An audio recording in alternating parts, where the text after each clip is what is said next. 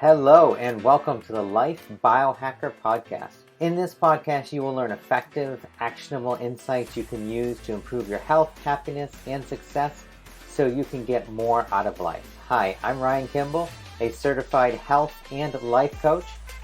This week, we're going to dive into the subject of fat and why it is so important to your life, to your body health, your mental health, to fertility, to raising healthy kids, you name it. Fat is essential.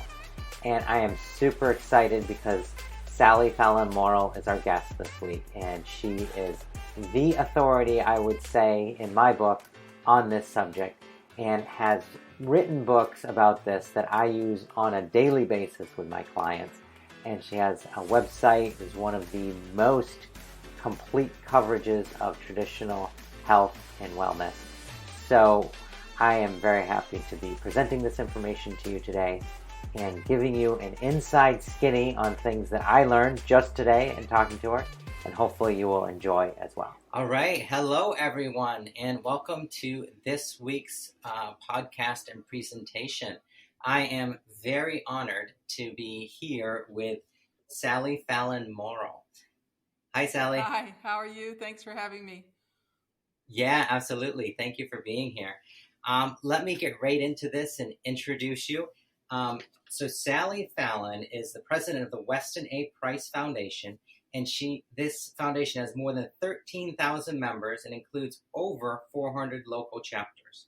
She's also the founder of a campaign for real milk, and she is a best-selling author of many books. One that's very well known is Nourishing Traditions, which is the cookbook that challenges politically correct nutrition and Diet Dictocrats. So much of Sally's career has been dedicated to dispelling myths about whole food nutrition and traditional eating habits. And what she has to bring to us today is a lot of information that you'll find very valuable about how to create health and proper nutrition through the use of Weston A. Price's teachings and how he relayed how to make people more healthy with a traditional diet. So without further ado, I'd like to introduce Sally and have her tell a little bit about herself to us. Oh, dear. Hi, Sally, over to you. Well, thank you. Yes, I seem to have a knack for being a contrarian, and starting with my book, Nourishing Traditions, which really challenged this idea that we should avoid animal fats and cholesterol, and when in fact, the animal fats and cholesterol are vital to our health. And if we're avoiding them, we're not going to be healthy. So that's one. Raw milk, of course, gives the people in the public health departments just a tizzy. But I have been campaigning for what I call real milk, raw, unpasteurized, whole, pasture-fed milk since 1999. And we've made a lot of progress. Raw milk is the fastest growing agricultural commodity or product right now. Wow. I've challenged this idea that we should avoid salt. Salt is essential. It's essential for children. It's essential for adults. And of course, I've challenged the idea that a vegetarian diet is healthy when, in fact, there's many problems associated with it. At the same time, I've challenged the idea that we should be eating these high-protein diets. The healthy diet is moderate protein, pretty high in fat, and moderate carbohydrates. So, yeah. If you've got a premise, I've got a challenge for you. Great. Yeah, no, we actually have referred to your works and teachings at our practice for many years now. And it's just amazing the results people get by adopting that type of diet and engaging in foods that follow that outline that you just talked about. And in fact, you're probably one of our most referred to books. The book we have downstairs is, we've had to buy a new one a couple times now. So. Well, I think diet is about 80% of the road to health, but it's the absolute essential starting point is getting a nutrient-dense diet and particularly dense in the nutrients that we get from organ meats and animal fats. So those are vitamins A, D, and K. That was Dr. Price's big discovery, that these traditional people, their diets were 10 times higher in these fat-soluble nutrients than his diet of Americans in his day, and it would be a bigger discrepancy today. So first of all, and we need to get the foods containing these vitamins back in our diet and not taking vitamin pills. In fact, I'm very concerned about people taking a lot of vitamin D. It's very dangerous. It's really dangerous. Yeah. It can lead to all sorts of problems. I just lost a friend who was taking high doses of vitamin D, thinking this was going Oh to my gosh. protect him. And it doesn't. Of course, you need vitamin D in your diet, but it has to be supported with vitamins A and K, or the vitamin D will deplete your body of A and K, and then you're really in trouble. So we are not pill pushers. We recommend getting these nutrients from food. Makes sense. Yeah. I'd like to specifically cover today kind of busting some of the myths around particular types of fat that are healthy and that should be in a person's diet, like saturated fat, cholesterol. Can you talk a little bit about why there's a negative vibe about them and So, what's the information? you know, everybody seems to be agreed saturated fat and cholesterol are bad for you. This was a Right. marketing campaign. It started in the early 1920s with Procter and Gamble when they invented Crisco, which they wanted to have people to use instead of lard, and margarine, which they wanted people to use instead of butter. So how could they get people to use their product and not butter and lard? And what they did was embark on a campaign of demonizing the things that are in butter and lard and are not in the vegetable oils. And number one is saturated fat, and number two is cholesterol. So they began this campaign. Oh, you shouldn't eat saturated fat and cholesterol. Eat our wonderful products instead. I mean, it was blatant advertising. And it was brilliant. Wow. It was a brilliant advertising campaign, made people afraid of the fats that had nourished us for thousands of years. And so the consumption of butter and lard plummeted. The consumption of hardened fats like margarine and shortening, and then the liquid vegetable oils skyrocketed. And of course, you can't prove anything with statistics, but it looks very suspicious that all of our diseases, heart disease, cancer, problems with children, even things like depression, Right. went up as people abandoned the traditional fats that had nourished people for thousands and thousands, forever.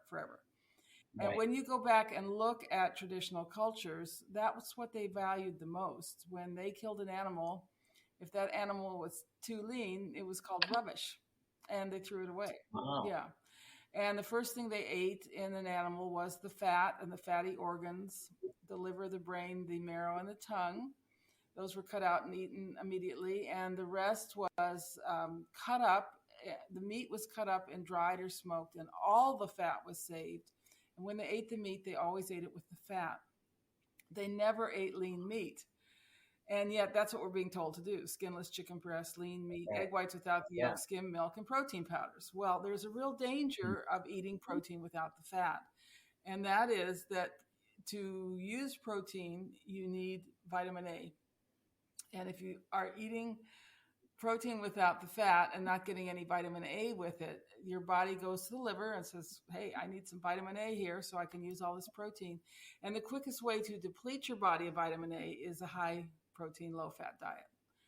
And a lot of people think that's what we're all about. Lots of meat, but we're not. We're about getting the good fats.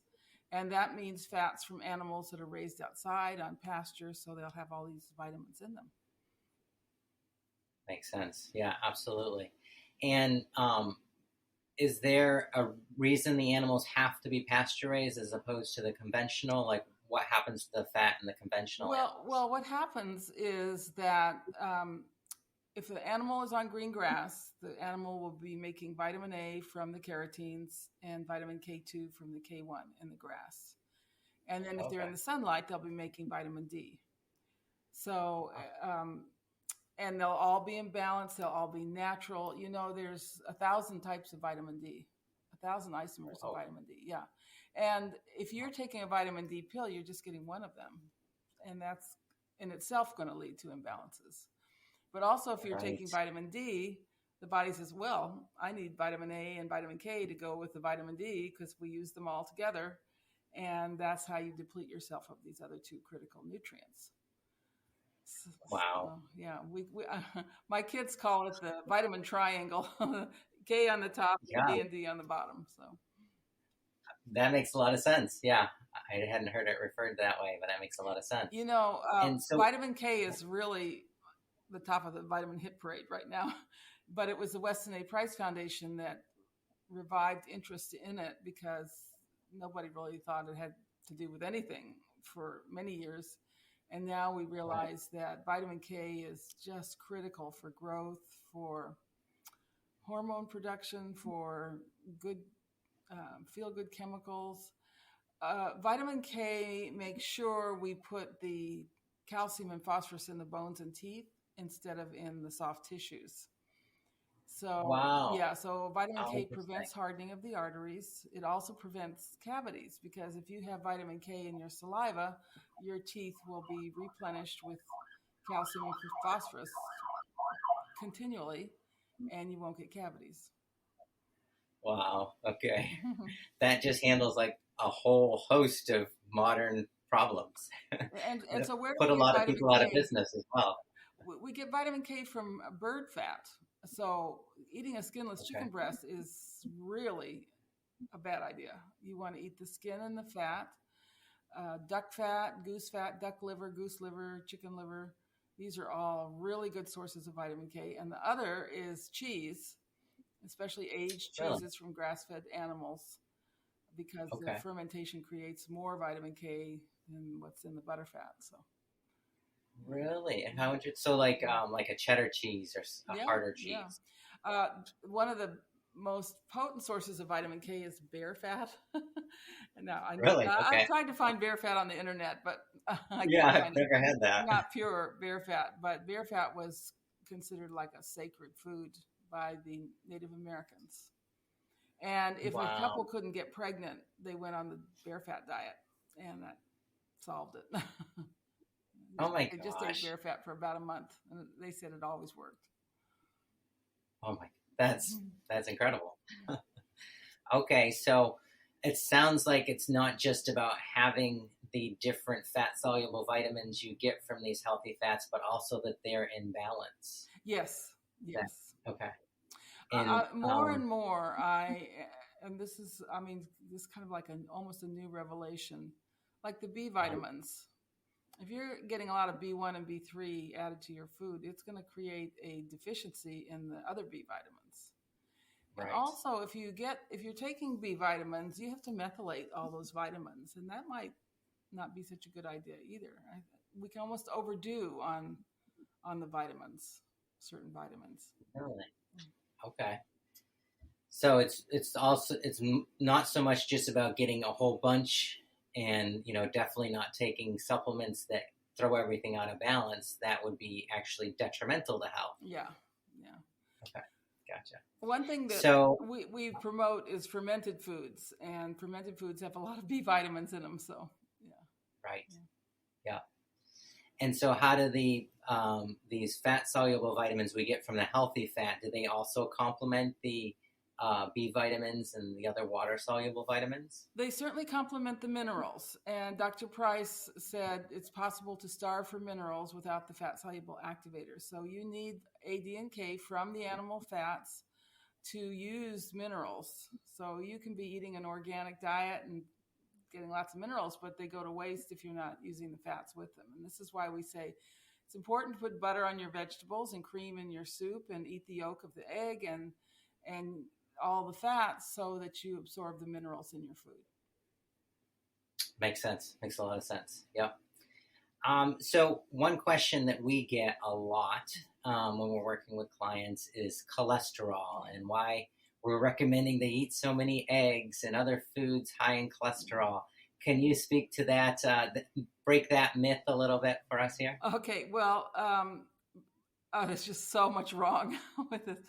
First of all, even the cholesterol proponents, even Ansel Keys said that eating foods with cholesterol in them made no effect on the cholesterol in your blood. So he said you can eat oysters and eggs, and that doesn't change the cholesterol levels in your blood. He said that you shouldn't eat these foods because they had saturated fat in them, but that actually has no bearing on your cholesterol levels either. And saturated fat, people say, well, think of your arteries as pipes, and the saturated fat's going to clog your pipes like it clogs your kitchen drain. But, Right. The body is a tropical place. Our body is warm, and saturated fats in the body are soft. And if you don't have enough saturated fat in your cell membranes, they'll be floppy, they'll be leaky, and they won't have good integrity. And that's why we need saturated fats. That's why all warm-blooded animals make saturated fat. That's why the cow, which is a vegetarian, right? But the fat on the cow is saturated. It's because the cow needs the saturated fat in her body for the body to function properly. So we really need to get over this idea that saturated fats are bad. Now, back to cholesterol. The whole cholesterol thing, again, it was one of the first things that they could measure in the blood. And because vegetable oils didn't have any cholesterol in them, they started measuring cholesterol levels in people's blood. This was kind of a dictate that they came from on high to make you afraid of cholesterol. And then they were going to tell you to avoid foods with cholesterol in them, that was the vegetable oil industry behind that one. And then take drugs to lower your cholesterol. That was the pharmaceutical industry behind that. I think what people need to know is that for women of any age and for men over the age of 60, the higher your cholesterol, the longer you live. That is a really important thing to know. If you're a man under 60, if your cholesterol is over about 350, how many patients do you have that are male under 60 with their cholesterol over 350? You've probably seen 2 or 3 in your whole career, right? Yeah. Rare. It's rare. Rare. You are slightly more at risk for heart disease. Slightly. Not a huge amount. And it doesn't mean the cholesterol is causing the heart disease. It probably means that you're under a lot of stress and your body is producing cholesterol because all your stress hormones are made out of cholesterol.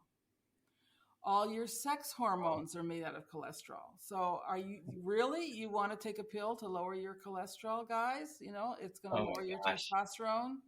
Gals, it's going to lower your progesterone. Really? You want to do that?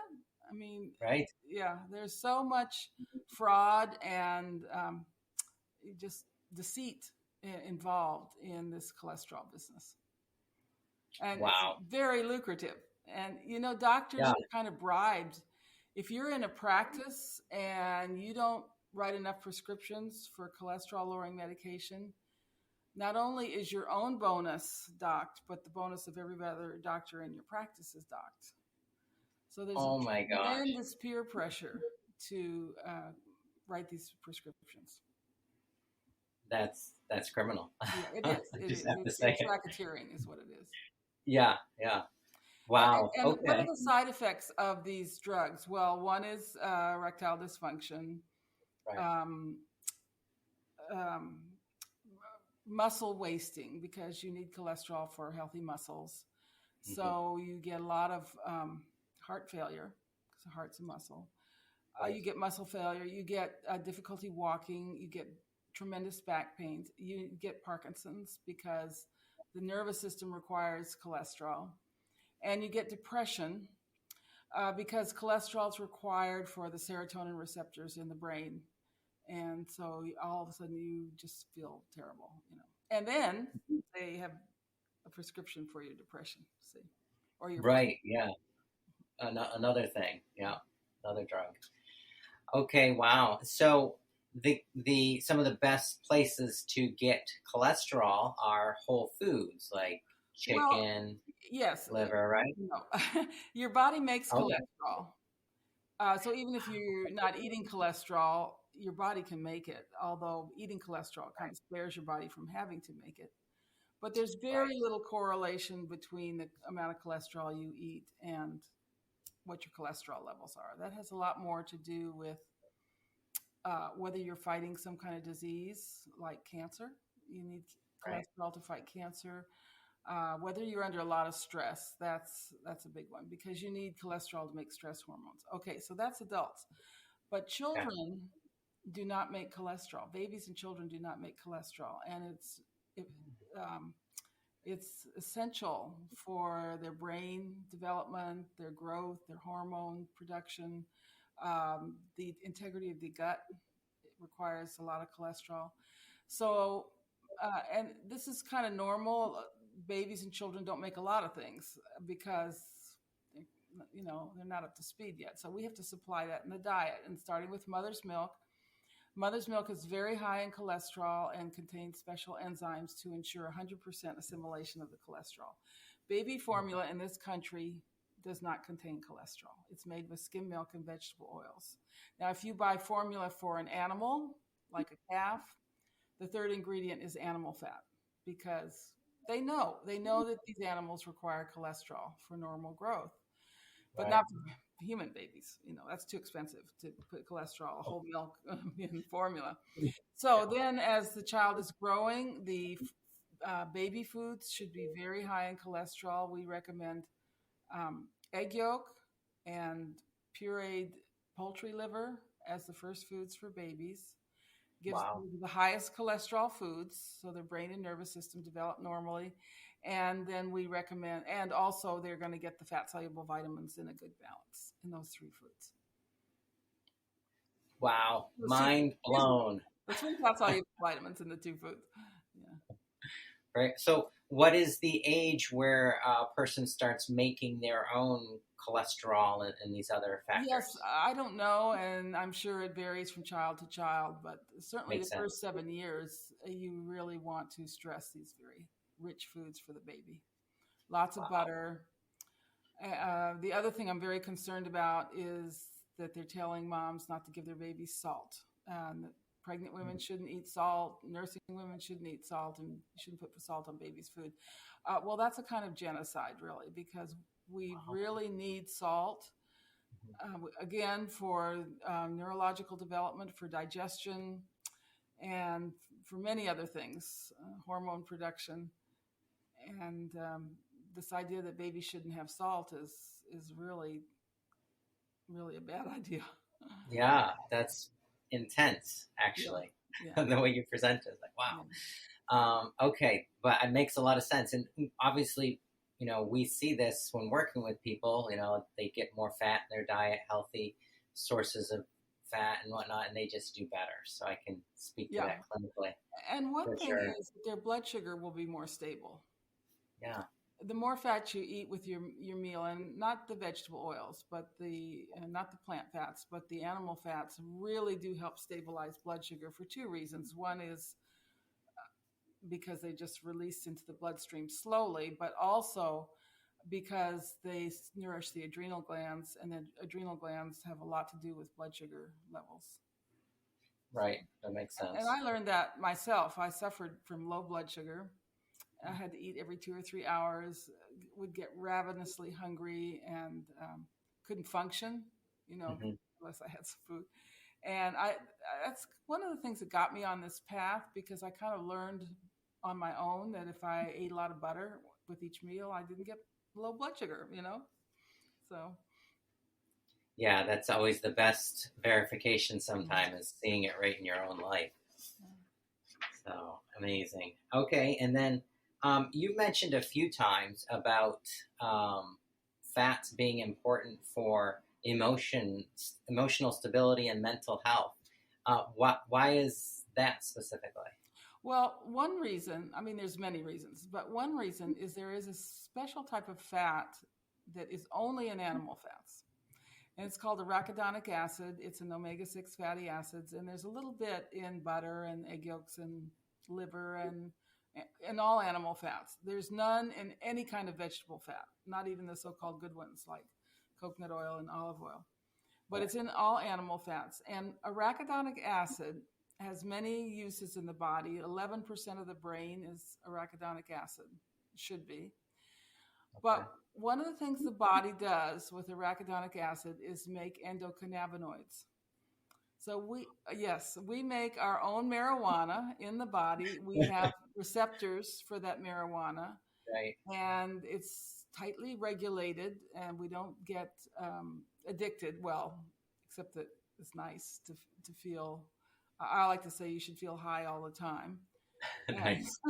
And and what is this? What do these endocannabinoids do? Well, they make you calm. They make you um, uh, keep you from being too stressed. They just make you feel good, make you happy.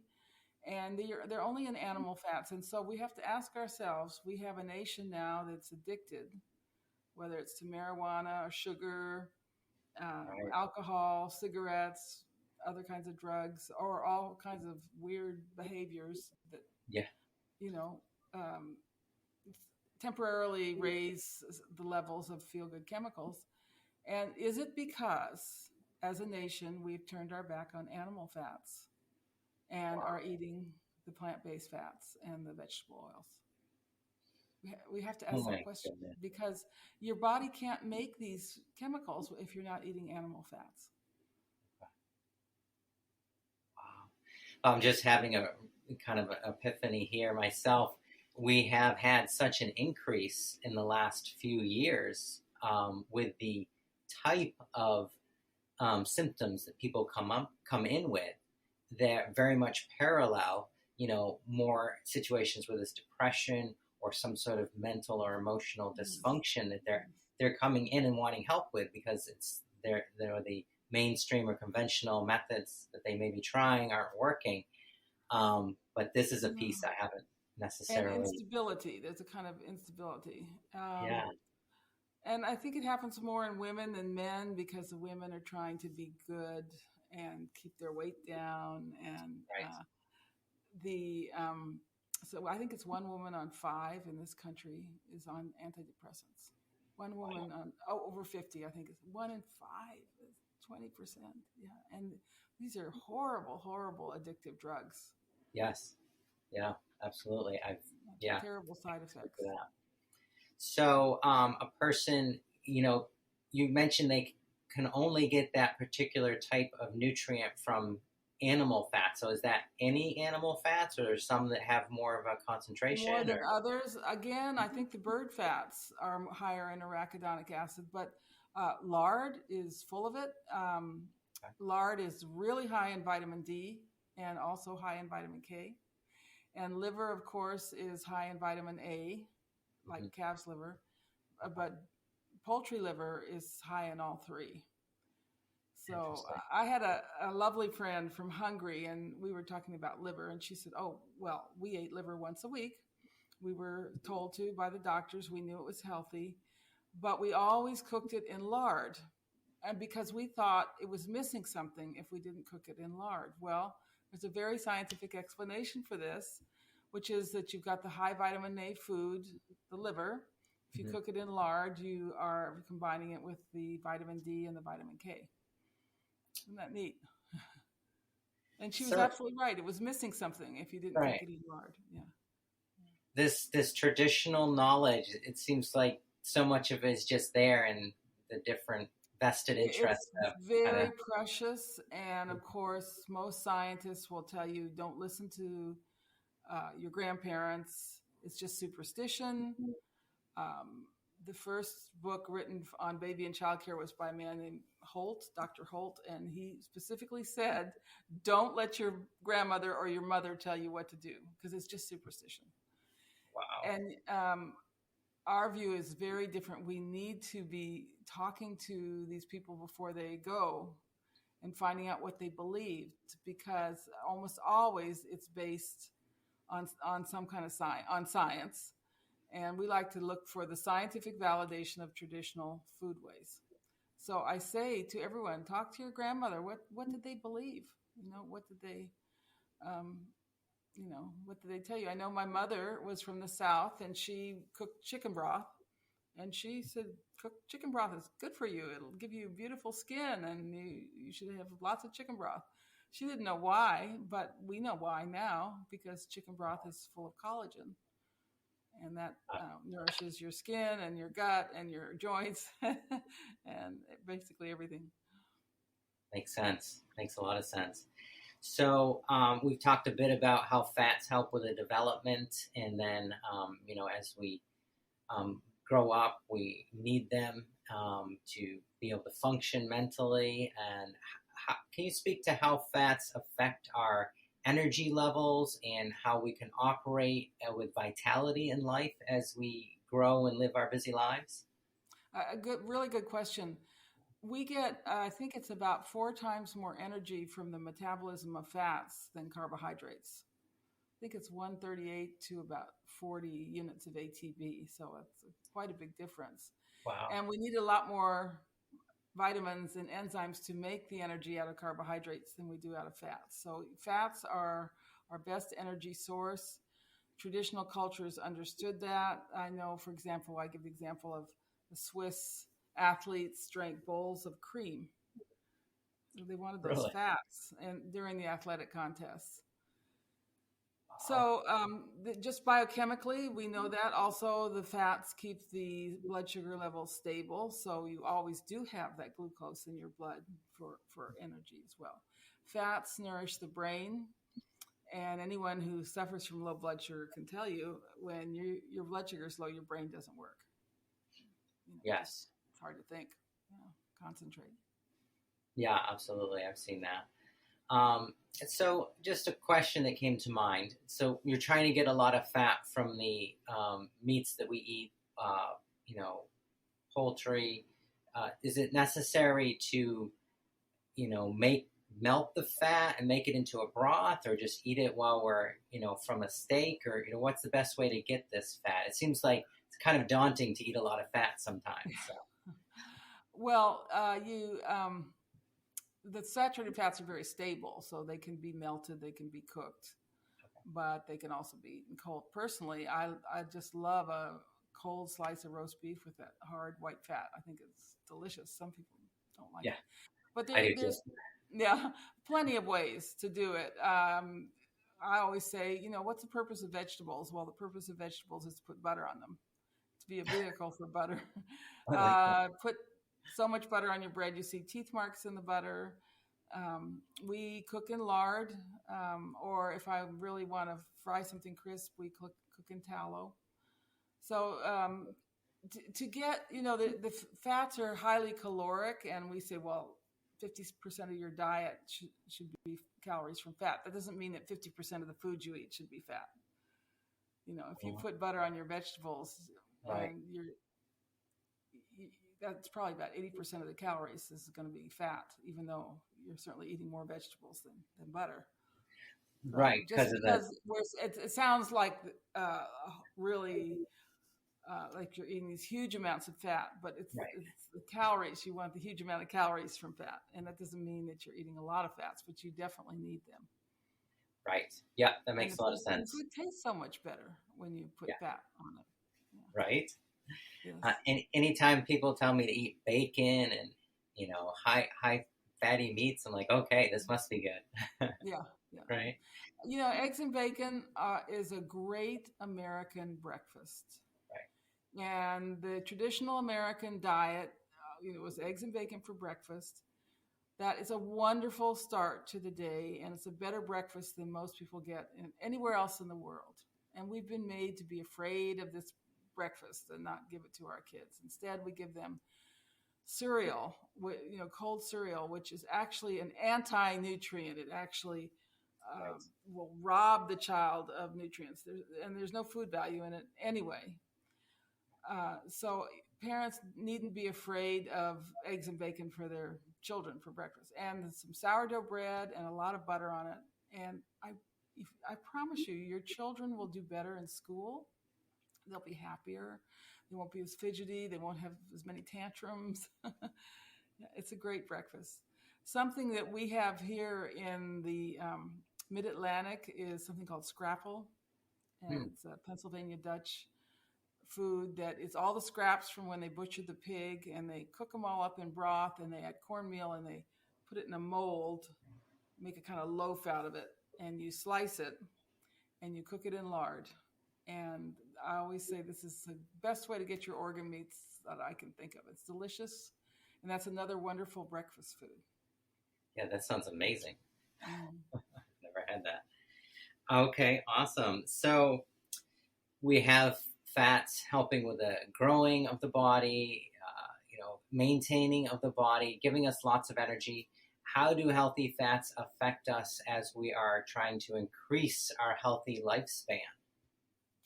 Well, they will contribute to longevity for sure. I wrote a book called Nourishing Diets, and I had a chapter on the blue zones. And naturally, what they tell us about the blue zones is completely wrong. The guy who wrote the book he had an agenda, which was to promote vegetarianism. Mm. But he actually describes a high fat, high meat diet for these blue zones. But then he says they were vegetarians. I don't know how they get away with it. But these zones of longevity with a lot of meat in the diet, a lot of fats. And I always point to my husband's family. My husband's 96. Wow. And both his parents lived over 100. He has an aunt who's 102. He had an uncle who lived to 104. Very long-lived people. And they were people who liked plain food. They're from New Zealand, so lots of butter, lots of shellfish. Mm. And they ate organ meats. They grew up on farms, and when they killed a lamb, the first night they ate what was called lamb fry, which was the liver and the kidneys. Oh, wow. So, and everything grass-fed, right? Right. Lots of eggs, pork. It was a high meat, wonderful seafood also. Wow. Okay, makes sense. A lot of high-quality fat in all of that. One of the things he told me is that when he was a child, his father would take him fishing. And when they caught a fish, the first thing they ate, they would gut it, and there was a little bit of flesh behind the eye. And they always ate that raw. And he said you could only eat a tiny bit of it because it was so rich, and that would be full of vitamin A. And he said then they ate the roe, and they ate that raw too. And that would be your vitamin D right there. Wow. So he said we did this with every fish we caught. Then we brought the fish home and we fried it in tallow, and put a batter on it and fried it in tallow. Wow. Okay. So you mentioned the roe. I'm not familiar with that term. Oh, the eggs. The fish eggs. roe. Gotcha. Yeah. Fish roe. Okay, wow. One of the things that Dr. Price described, so all of these cultures had special foods for preconception, for men and women to eat before conception, for the woman while she was pregnant, nursing, and then for the baby during growth. And one of these, it was often liver or fish liver, but another one was fish eggs. Mm. And if they could get fish eggs, that was a very important food for babies. I had a Chinese woman tell me when she was growing up, her grandmother brought her fish eggs, and the reason she did it, she said it would make her good at arithmetic. And probably a lot of other things. Yeah, but that's interesting. Brain food, basically. It's brain food, yeah. Wow. So I get the least expensive caviar is a white caviar. Okay. And I try to eat about 2 ounces every week. Really? Wow. Yeah. Okay. Yeah. We'll start recommending caviar. Mm. Okay, great. So this makes a lot of sense. Now, you've mentioned a few times that there are specific foods that have been recommended in different traditional cultures for fertility and for having a successful birth. In our modern world, is there a guideline that applies to how we might do that now? Yes, we have a pregnancy diet, and we actually have a fridge magnet for our pregnancy diet. Oh, wow. That involves starting with raw milk, and that is another sacred food, that they have a glass or two of raw milk every day. that they have liver 2 or 3 times a week, one way or another, pate, liverwurst, and that they eat fish eggs if they can. And then meat and plenty of butter. Right. And our babies are just gorgeous. Usually they have very easy birth, and we have a little something called the Healthy Baby Gallery in our journal, and we have pictures of these wonderful babies with every issue.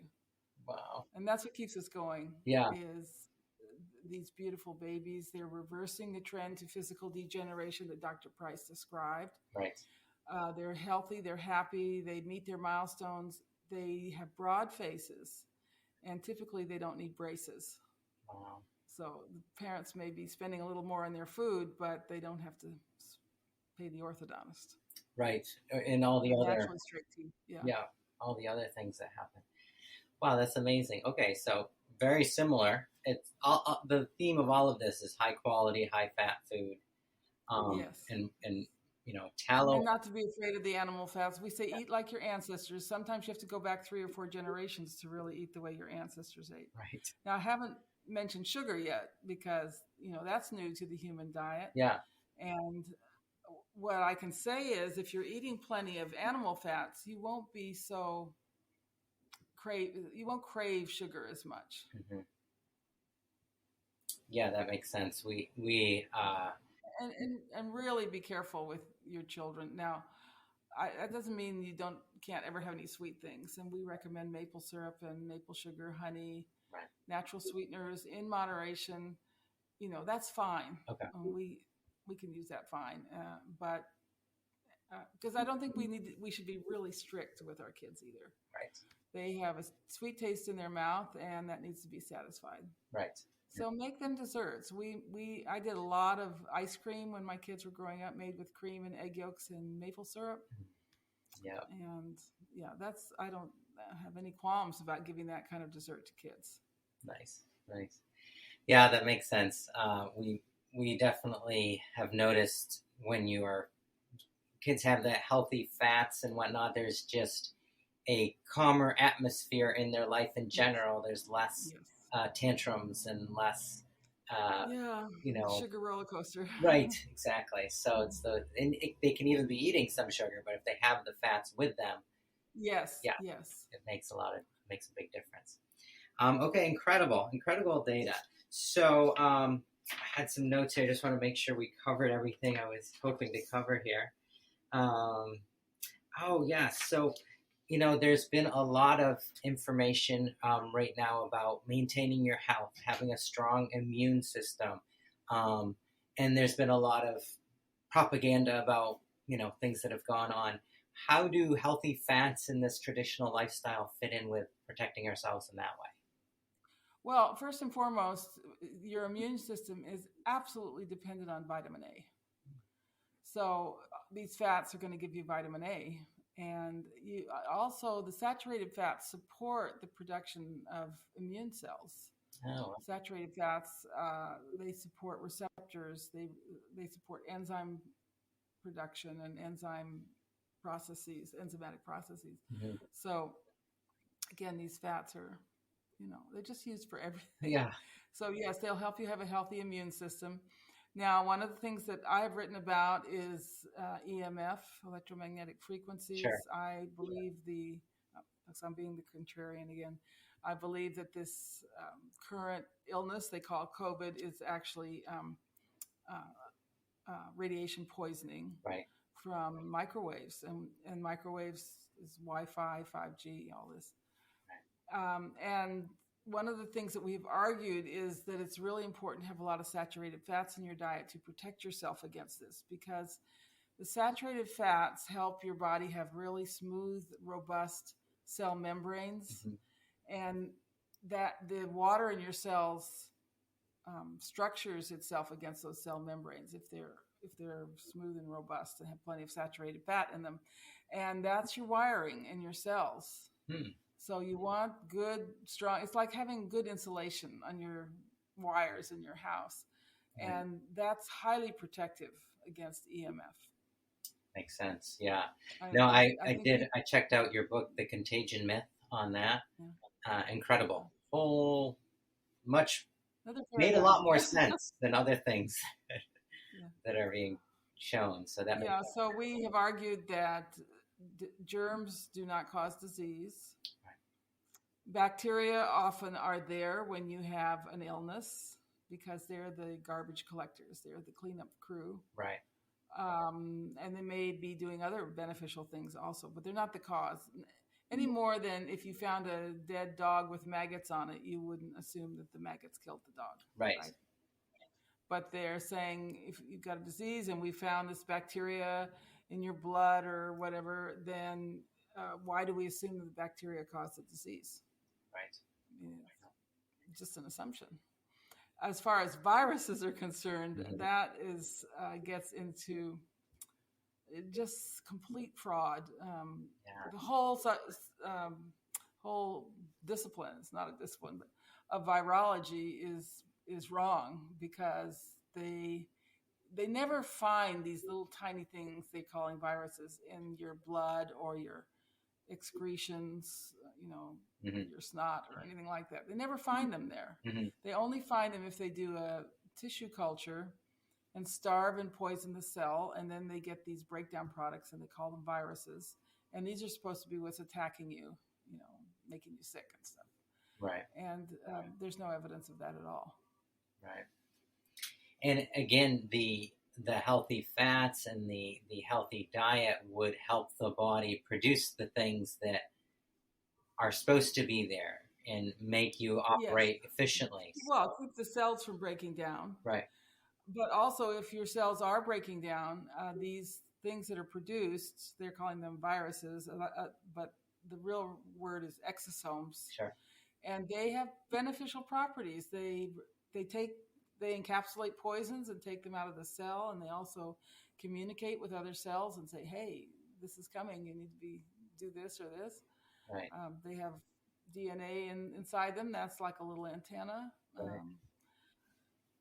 So we've just been taught to be afraid of everything that's essential for life. We're afraid of bacteria. We're afraid of viruses when they're actually helpful. We're afraid of raw milk. We're afraid of cholesterol. We're afraid of saturated fat. We're afraid of sunlight. Okay. Right. And all of these things are and we're afraid of salt again, which is essential for life.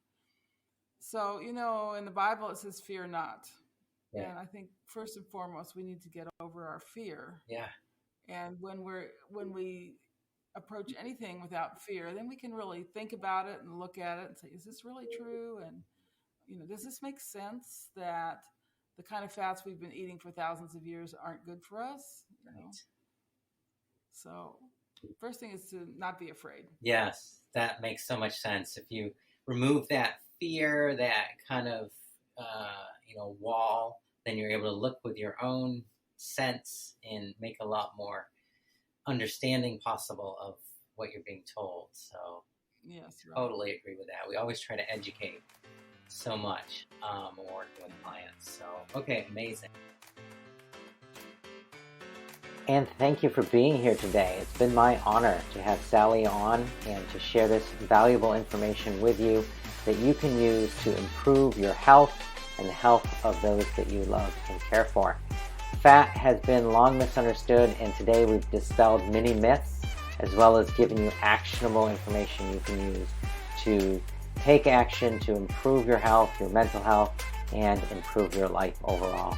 If you'd like to get more information from Sally, please check out the Weston A. Price Foundation. That's westonaprice.org online, as well as a campaign for real milk, which is a project of the Weston A. Price Foundation. And this can be found on the website realmilk.com. Again, if you have any questions that I can help you with, you'd like to reach out to me, try my email, info@longevityfitnessandhealth.com, or check me out on Instagram @longevityfitnessandhealth, or Facebook under the same handle. For information about how to incorporate healthy fats into a fasting lifestyle, check out my Facebook group, Flexible Fasting. Have a great day, and thank you for being here.